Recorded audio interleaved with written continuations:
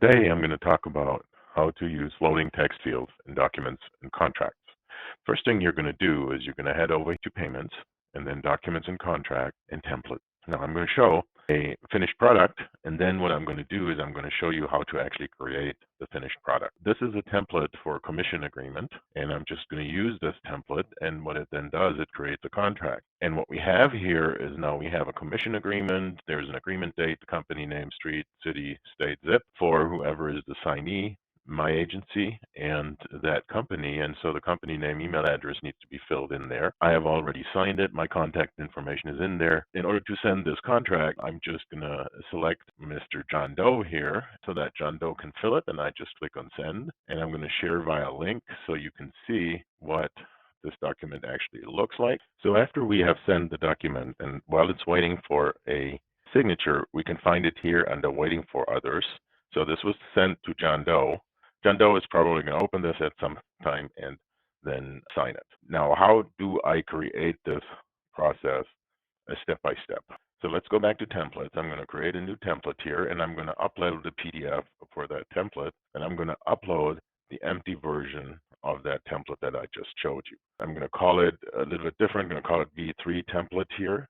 Now it's redirecting me to the builder, and now I am in the builder, and as you can see, the document is empty. Now what I can do is populating these areas here, and I'm just going to go here. I'm going to take a text field, and I'm going to throw that text field in there.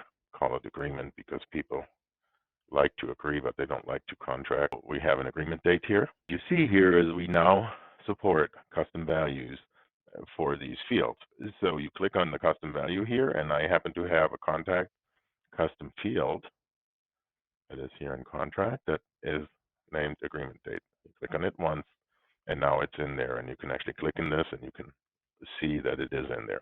Now if you need to properly adjust this, you can hold the shift key, and then with the arrow keys you can move a field around so that it sits very exactly. If you hold down the shift key and the control key, it moves a little faster. This way you can actually exactly adjust it.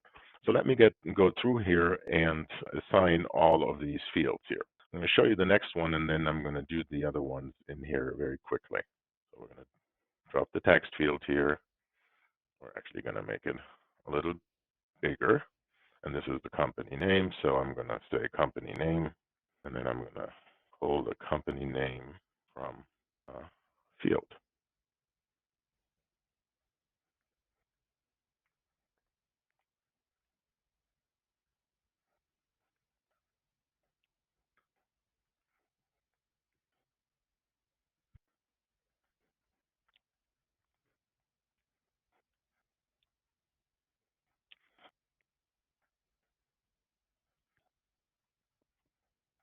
So here we're on the last field here. We're going to do title here. The title, again, is a custom field that is in custom fields, contract, sign a title.